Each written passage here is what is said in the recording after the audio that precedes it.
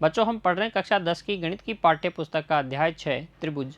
आज भाग 8 में हम हल करेंगे प्रश्नावली 6.2 की प्रश्न संख्या 7 से 10 तक। प्रश्न संख्या 6 तक बच्चों हम हल कर चुके हैं पिछले भागों में। उम्मीद करता हूँ उन सभी प्रश्नों को आपने अच्छे से समझ लिया है और उनका अच्छे से अभ्यास भी कर लिया है, उनमें अब आपको कोई दिक्कत भी नहीं है। आज हल करेंगे प्रश्न संख्या 7 से 10 तक। आपको वही काम करना है जो अब तक आपने किया है, मेरे साथ हल करना है, समझते हुए लिखना है और बाद में खुद से अभ्यास भी करना है बच्चों। देखिए प्रश्न संख्या 7। प्रश्न संख्या 7 में हमसे कहा जा रहा है प्रमेय 6.1 का प्रयोग करते हुए सिद्ध कीजिए कि एक त्रिभुज की एक भुजा के मध्य बिंदु से होकर दूसरी भुजा के समांतर खींची गई रेखा तीसरी भुजा को समद्विभाजित करती है। और फिर आगे आपको दिया गया है, याद कीजिए कि आप इसे कक्षा 9 में सिद्ध कर चुके हैं। ये जो कथन है प्रश्न संख्या 7 में, एक त्रिभुज की एक भुजा के मध्य बिंदु से होकर दूसरी भुजा के समांतर खींची गई रेखा तीसरी भुजा को समद्विभाजित करती है। कक्षा 9 में आप इसे सिद्ध कर चुके हैं बच्चों। कहाँ? याद कीजिए, आपने सिद्ध की थी एक मध्य बिंदु प्रमेय। मध्य बिंदु प्रमेय हमने सिद्ध की थी और ये जो कथन है वो क्या है? मध्य बिंदु प्रमेय का विलोम है। इसे भी हमने सिद्ध किया था कक्षा 9 में, लेकिन यहाँ हमें इसको सिद्ध करना है प्रमेय 6.1 का प्रयोग करके। अर्थात इस प्रश्न को हम हल करेंगे थेल्स प्रमेय या आधारभूत समानुपातिकता प्रमेय या आधारभूत आनुपातिकता प्रमेय से। प्रमेय संख्या 6.1 आपको पता ही है, थेल्स प्रमेय ही है। और जो अभी मैंने आपको नाम बताए, आधारभूत आनुपातिकता प्रमेय, आधारभूत समानुपातिकता प्रमेय, ये थेल्स प्रमेय के ही नाम हैं। तो प्रमेय 6.1 का प्रयोग करके हम सिद्ध करने वाले हैं एक त्रिभुज की एक भुजा के मध्य बिंदु से होकर दूसरी भुजा के समांतर खींची गई रेखा तीसरी भुजा को समद्विभाजित करती है, अर्थात मध्य बिंदु प्रमेय के विलोम को। चलिए बच्चों लिखिए हल में जो दिया गया है उसे। देखिए यहाँ हमें क्या दिया गया है, प्रश्न को पढ़ेंगे तो आपको पता चलेगा जो दिया गया है और जो सिद्ध करना है। हमें दिया गया है एक त्रिभुज ABC। ABC में इसकी एक भुजा AB का मध्य बिंदु, इससे दूसरी भुजा BC के समांतर खींची गई रेखा DE, और सिद्ध करना है कि ये DE तीसरी भुजा AC को समद्विभाजित करती है। लिखेंगे तो आपको और अच्छे से क्लियर हो जाएगा। देखिए क्या दिया गया है, त्रिभुज ABC में बिंदु D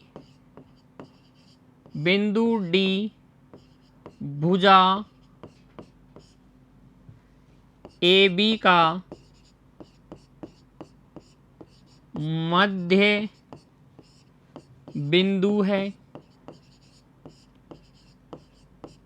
जिससे DE समांतर BC खींची गई है। हमें सिद्ध करना है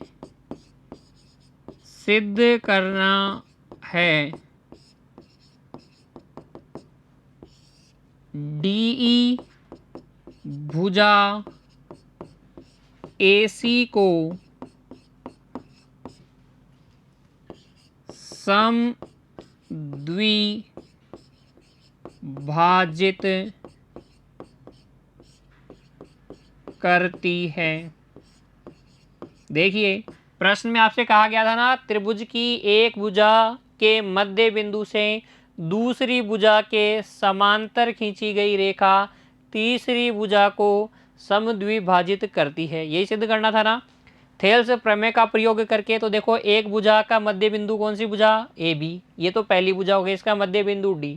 दूसरी भुजा BC के समांतर रेखा खींची गई है D से, DE समांतर BC। तीसरी भुजा कौन सी बच जाएगी? AC।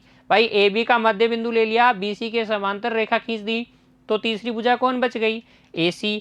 इसी AC को DE क्या करती है, समद्विभाजित करती है। ये हमें सिद्ध करना है।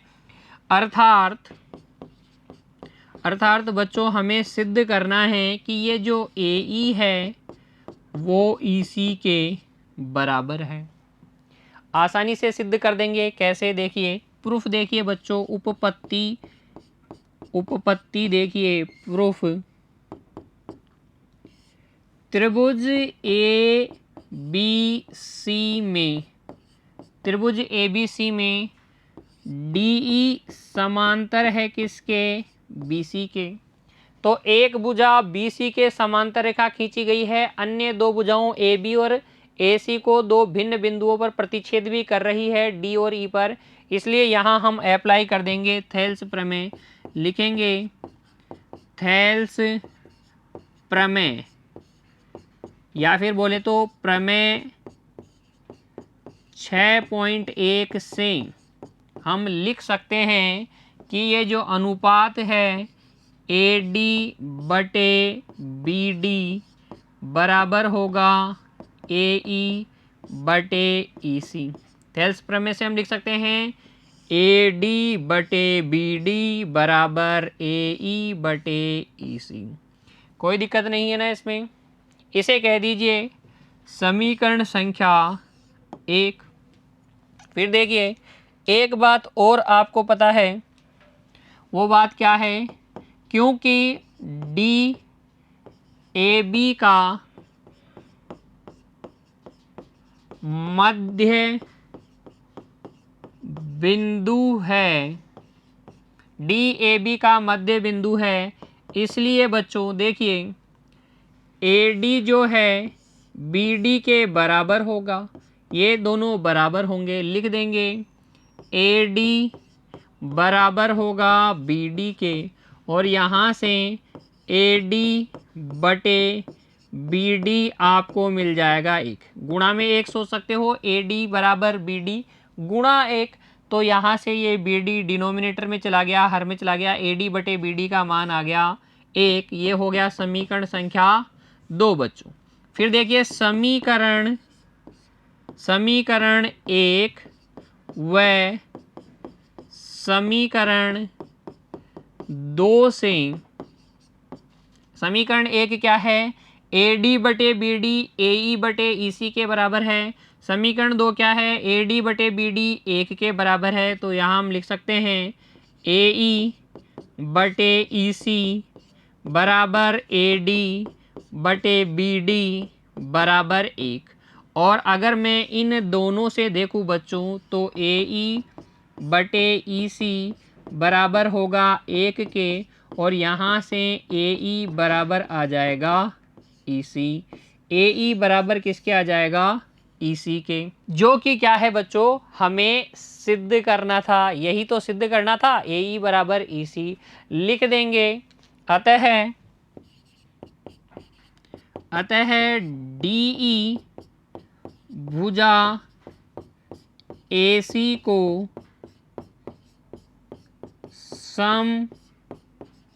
समद्विभाजित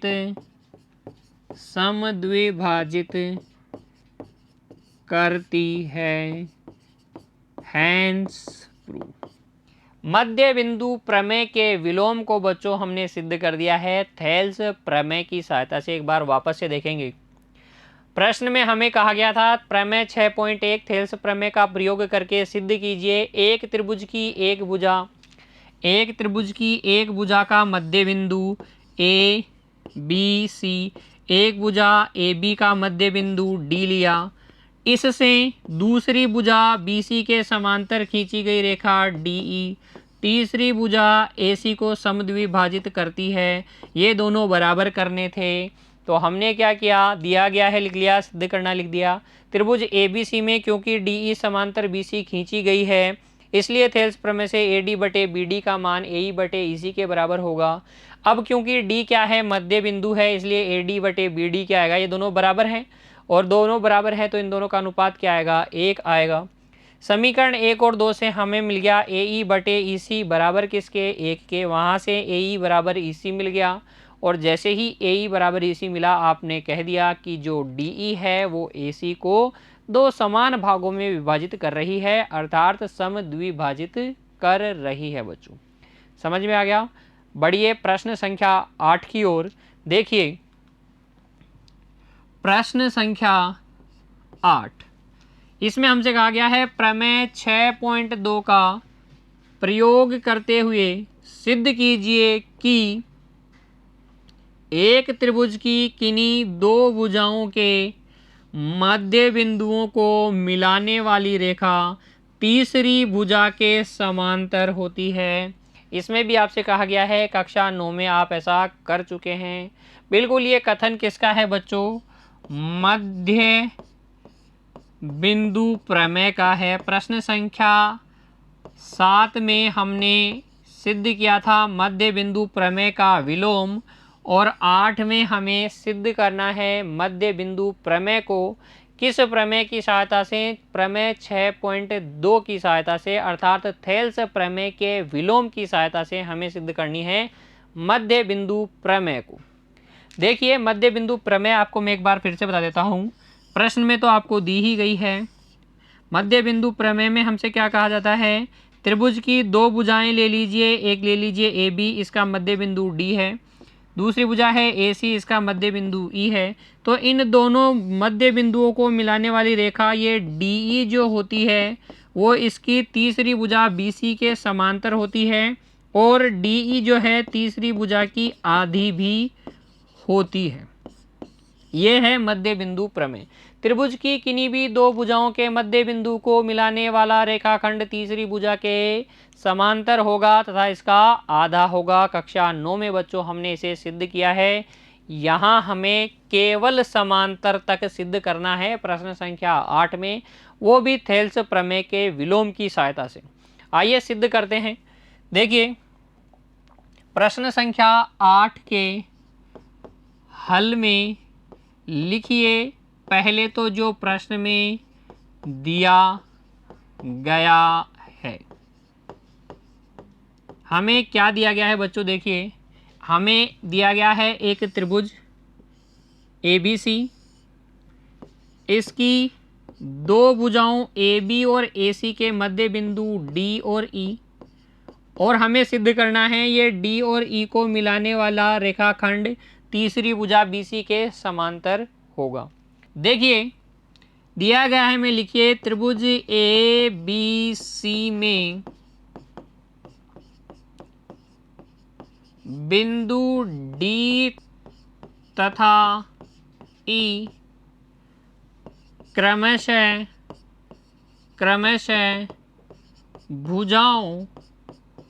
भुजाओं AB व AC के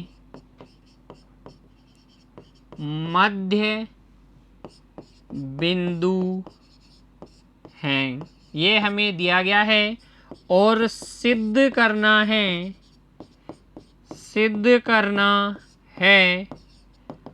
DE समांतर है तीसरी भुजा BC की। एक त्रिभुज की किन्हीं दो भुजाओं के मध्य बिंदुओं को मिलाने वाली रेखा तीसरी भुजा के समांतर होती है, ये हमें सिद्ध करना है। तो दिया है एक त्रिभुज दो भुजाओं के मध्य बिंदु, और हमें सिद्ध करना है कि ये जो DE है समांतर है BC के। देखिए बच्चों प्रूफ देखिए, उपपत्ति लिखेंगे त्रिभुज ABC में क्योंकि D तथा E क्रमशः भुजाओं AB और AC के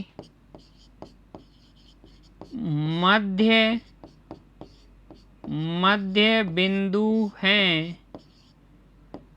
इसलिए बच्चों AD तो बराबर होगा BD के।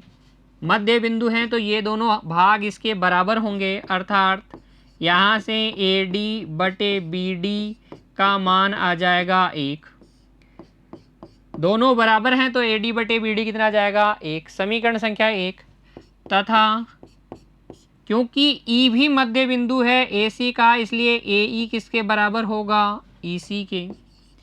AE बराबर होगा EC के और यहाँ से AE बटे EC बराबर आ जाएगा 1 के। ये हो गई समीकरण संख्या 2। दोनों समीकरणों को देखिए, AD बटे BD भी 1 के बराबर, AE बटे EC भी 1 के बराबर, यानी हम कह सकते हैं AD बटे BD AE बटे EC के बराबर है। लिखेंगे बच्चों समीकरण 1 तथा 2 से। समीकरण 1 तथा समीकरण 2 से AD बटे BD बराबर AE बटे EC। क्योंकि देखिए अब ये दोनों अनुपात बराबर हैं, इसका मतलब हम कह सकते हैं DE त्रिभुज ABC की दो भुजाओं AB और AC को एक ही अनुपात में विभाजित कर रहा है, और जो रेखा त्रिभुज की दो भुजाओं को एक ही अनुपात में विभाजित करती है वो तीसरी भुजा के समांतर होती है। हम जानते हैं ये कैसे, क्योंकि थेल्स प्रमेय के विलोम में हमें ये बताया गया है कि अगर कोई रेखा त्रिभुज की दो भुजाओं को एक ही अनुपात में विभाजित करती है तो वह तीसरी भुजा त्रिभुज की तीसरी भुजा के समांतर होती है। क्योंकि ये अनुपात बराबर हैं, अतः लिख देंगे थेल्स प्रमेय के विलोम अर्थात प्रमेय 6.2 से DE जो है समांतर है BC के, जो कि हमारा रिक्वायर्ड रिजल्ट है, अभिष्ट परिणाम है बच्चों, इति सिद्धम। इस तरीके से प्रश्न संख्या 8 को हल कर लीजिएगा। दिया गया है त्रिभुज ABC में दो भुजाओं AB और AC के मध्य बिंदु क्रमशः D और E हैं। हमें सिद्ध करना है D और E को मिलाने वाला जो रेखाखंड है तीसरी भुजा BC के समांतर है। तो त्रिभुज ABC में D और E AB और AC के मध्य बिंदु है, इसलिए AD बटे BD भी 1 और AE बटे EC भी 1। दोनों समीकरणों से ये अनुपात बराबर और ये अनुपात बराबर, तो प्रमेय संख्या 6.2 अर्थात थेल्स प्रमेय के विलोम से हम लिख सकते हैं DE क्या है, समांतर है BC के। आ गया समझ में। प्रश्न संख्या 8 में अब कोई दिक्कत नहीं है, फिर से आपको हल करना है, बिना देखे प्रयास करना है बच्चों। अभ्यास ही सफलता की क्या है, कुंजी है। जितना आप अभ्यास करेंगे मैथ्स में या अन्य सब्जेक्ट्स में भी, उतना ही आप क्या होंगे, सफल होंगे। हर एक चीज़ आपको अच्छे से समझ में भी आएगी। चलिए बढ़िए अब अगले प्रश्न की ओर। प्रश्न संख्या 9 देखिए बच्चों। ABCD एक समलंब है। समलंब किसे कहते हैं, एक ऐसा चतुर्भुज जिसमें सम्मुख भुजाओं का एक युग्म परस्पर क्या हो, समांतर हो, वह चतुर्भुज समलंब चतुर्भुज कहलाता है। ठीक है, तो ABCD एक समलंब है जिसमें देखिए AB क्या है, समांतर है DC, तथा इसके विकर्ण परस्पर O पर प्रतिच्छेद करते हैं। दर्शाइए कि AO बटे BO बराबर CO बटे DO है। ये अनुपात क्या हैं, आपस में बराबर हैं। AO बटे BO बराबर है CO बटे DO के। हल लिखिए बच्चों, और हल में जो दिया गया है उसे लिखिए। देखिए दिया गया है ABCD एक समलंब है जिसमें AB समांतर है DC के, तथा इसके विकर्ण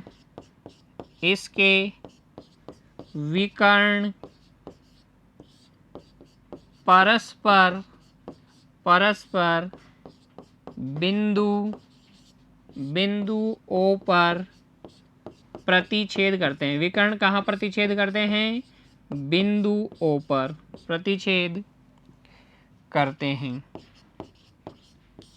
फिर हमें सिद्ध करना है सिद्ध करना है कि AO बटे BO बराबर है CO बटे DO। पूरी कहानी को चित्र के माध्यम से समझते हैं बच्चों। देखिए प्रश्न में हमें क्या दिया गया है, एक समलंब चतुर्भुज। प्रश्न में हमें दिया गया है एक समलंब चतुर्भुज ABCD। इस समलंब चतुर्भुज ABCD की बात हो रही है, ABCD, जिसमें ये जो AB है वो इस DC के समांतर है और इसके विकर्ण खींच लीजिए बच्चों। इसके विकर्ण AC और BD परस्पर बिंदु O पर प्रतिच्छेद कर रहे हैं। इस बिंदु O पर प्रतिच्छेद कर रहे हैं और हमें सिद्ध करना है AO बटे BO बराबर CO बटे DO। ये अनुपात बराबर करने के लिए बच्चों हमें करनी होगी एक रचना। क्या है रचना? देखिए समझिए, रचना का कारण तो आपको समझ में आ जाएगा जैसे ही मैं इसका प्रूफ बताऊंगा, तो आपको खुद ही समझ में आ जाएगा कि इस रचना की हमें क्या आवश्यकता थी। देखिए रचना हम करेंगे, OE समांतर खींचिए AB की, या DC के समांतर खींच लीजिए। OE या तो AB के समांतर खींच लीजिए या DC के समांतर खींच लीजिए। ये OE समांतर हमने खींची किसके? AB के। क्या आपको दिख गया त्रिभुज ABC में ये जो OE है त्रिभुज की भुजाओं AC और BC को दो भिन्न बिंदुओं पर प्रतिच्छेद कर रही है और AB के समांतर है। थेल्स प्रमेय अब हम इसमें क्या कर सकते हैं, अप्लाई कर सकते हैं, इसीलिए मैंने ये रचना की थी। देखिए अब उपपत्ति सबसे पहले ले लीजिए, क्योंकि AB समांतर है DC के तथा OE समांतर है AB के, इसलिए AB DC और OE तीनों आपस में क्या होंगी, समांतर होंगी। तीनों आपस में क्या होंगी, समांतर होंगी। देखिए अब त्रिभुज ABC में, देखो त्रिभुज ABC में OE समांतर है AB के। रचना से OE समांतर है किसके, AB के। तो त्रिभुज ABC में एक भुजा AB के समांतर एक रेखा खींची गई है OE, अन्य दो भुजाओं को भिन्न भिन्न बिंदुओं पर प्रतिच्छेद कर रही है। तो थेल्स प्रमेय से हम लिख सकते हैं कि ये त्रिभुज की अन्य दोनों भुजाओं को एक ही अनुपात में विभाजित करेगी। AB के समांतर खींची गई है, अन्य दो भुजाएं कौन सी हो गई, AC और BC।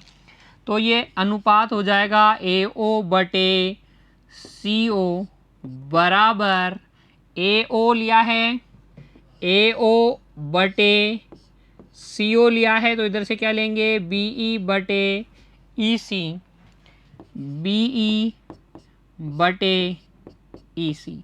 समीकरण संख्या 1। यही काम हम करेंगे किसमें, पुनः यही काम आपको करना है त्रिभुज BCD में। कैसे, देखिए OE समांतर है किसके, DC के। समीकरण 1 में आपको देखने को मिल जाएगा OE समांतर किसके है, DC के, इसलिए यहाँ पर भी हम लगा देंगे थेल्स प्रमेय। क्या लगा देंगे, थेल्स प्रमेय।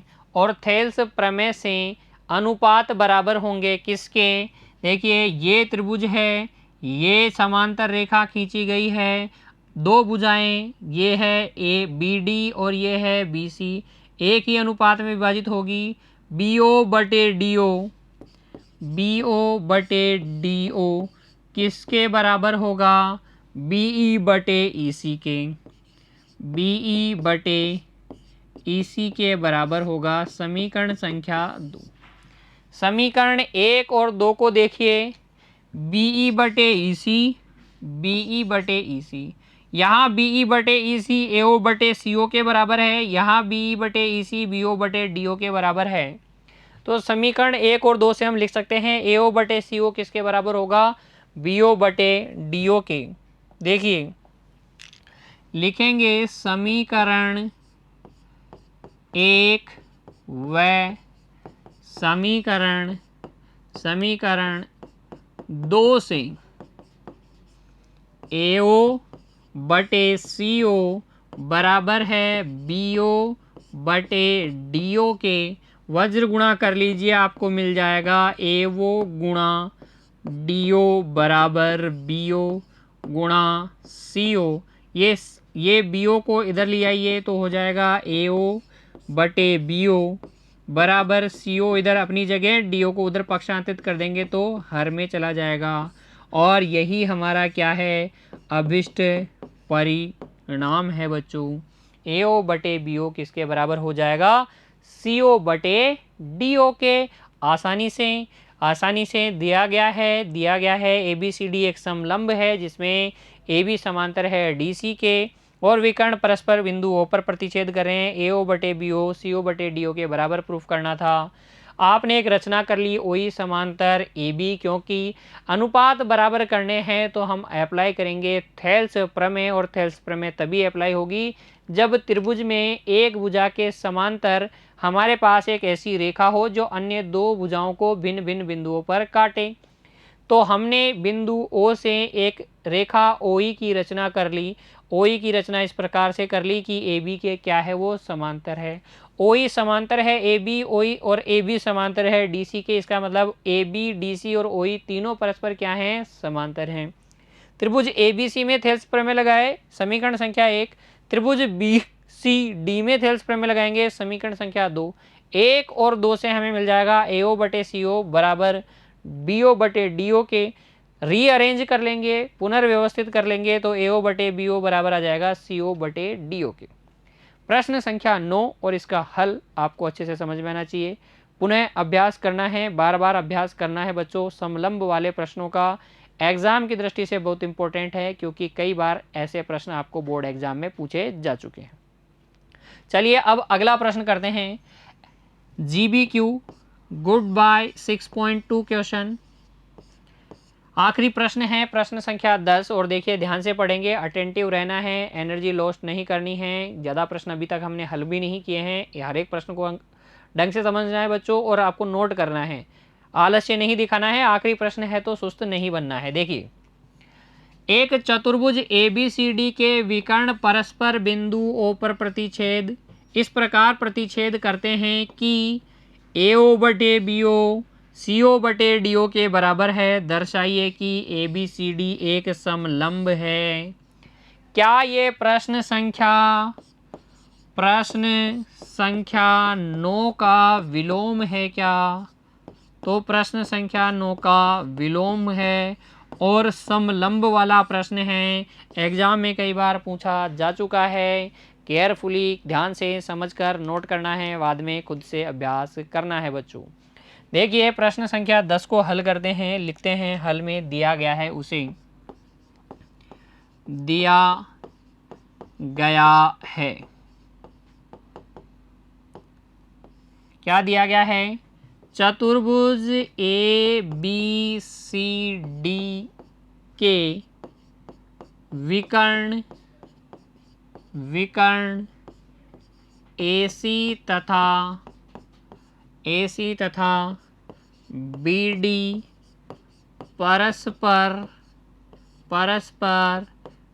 बिंदु O पर इस प्रकार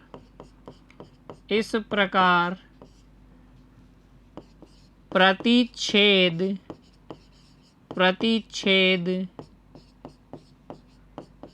करते हैं कि AO बटे BO बराबर CO बटे DO। सिद्ध करना है, सिद्ध करना है कि ये जो चतुर्भुज ए बी सी डी है ना बच्चों, ये एक क्या है, समलंब है। चतुर्भुज ए बी सी डी एक समलंब है। और समलंब क्या होता है, समलंब उस चतुर्भुज को कहते हैं जिसमें सम्मुख भुजाओं का एक युग्म परस्पर क्या हो, समांतर हो। कहानी को चित्र में समझाता हूं। देखिए प्रश्न में जो हमें कहानी दी गई है वो क्या है, एक चतुर्भुज है ए बी सी डी, समलंब नहीं है बच्चों, लेकिन हमें इसको समलंब सिद्ध करना है। ए बी सी डी एक चतुर्भुज है, इसके विकर्ण, इसके जो विकर्ण हैं ए सी और बी डी बिंदु ओ पर प्रतिच्छेद करते हैं, बिंदु ओ पर प्रतिच्छेद करते हैं। इस प्रकार से प्रतिच्छेद करते हैं कि ए ओ बटे बी ओ बराबर सी ओ बटे डी ओ है। देखिए हमें सिद्ध करना है ए बी सी डी एक समलंब है, और समलंब वाले प्रश्नों में आप एक रचना हमेशा याद रखेंगे, इस प्रतिच्छेद बिंदु ओ से ओ ई समांतर ए बी खींचिए या डी सी खींचिए। ओ ई समांतर ए बी रचना कीजिए या डी सी रचना कीजिए। देखिए रचना क्या करनी है, ओ ई समांतर ए बी खींची, ओ ई समांतर ए बी खींची। फिर देखिए उपपत्ति, उपपत्ति देखिए बच्चों, त्रिभुज ए बी सी में, त्रिभुज ए बी सी में ओ ई समांतर है ए बी के रचना से, इसलिए हम लिख देंगे थेल्स प्रमेय से, यहाँ हम अप्लाई कर देंगे थेल्स प्रमेय। थेल्स प्रमेय से हम लिख सकते हैं ए ओ बटे ओ सी, ए ओ बटे ओ सी बराबर बी ई बटे ई सी, बी ई बटे ई सी। ठीक है, इसे बोल दीजिए समीकरण संख्या एक, इसे बोल दीजिए समीकरण संख्या एक। अब देखिए ध्यान से जो दिया गया है उसे देखिए बच्चों, क्योंकि ए ओ बटे बी ओ बराबर है सी ओ बटे डी ओ के, यहाँ से हम लिख सकते हैं ए ओ गुणा डी ओ बराबर होगा सी ओ गुणा बी ओ के, और यहाँ से हम सी ओ को इधर पक्षांतरित कर दीजिए, ए ओ बटे सी ओ बराबर हो जाएगा बी ओ बटे डी ओ के, इसे बोल दीजिए समीकरण संख्या दो। फिर देखिए समीकरण एक व समीकरण दो से, समीकरण एक और दो से देखिए बच्चों, ए ओ बटे सी ओ बी ई बटे ई सी के बराबर है, और यहाँ ए ओ बटे सी ओ बी ओ बटे डी ओ के बराबर है। तो यहाँ से लिख देंगे कि ये बी ओ बटे डी ओ है, जो कि बराबर है बी ई बटे ई सी के, बी ई बटे ई सी के।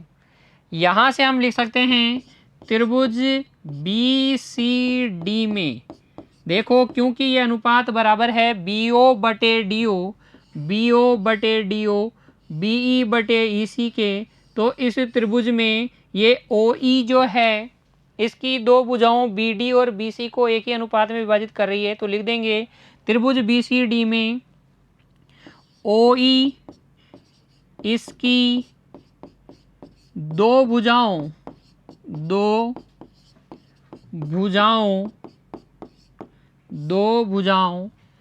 बी डी तथा बी सी को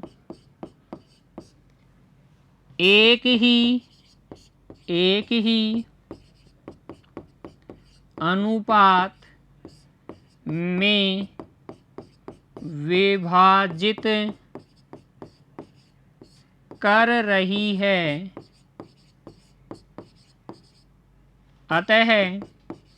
अतः बच्चों हम लिखेंगे थेल्स प्रमेय के विलोम से, थेल्स प्रमेय के विलोम से AE त्रिभुज की दो भुजाओं को समान अनुपात में विभाजित कर रही है, एक ही अनुपात में विभाजित कर रही है। कौन? OE। इसलिए ये OE तीसरी भुजा DC के समांतर होगी, तीसरी भुजा DC के समांतर होगी, DC समांतर होगी OE के, क्योंकि OE समांतर है AB के रचना से।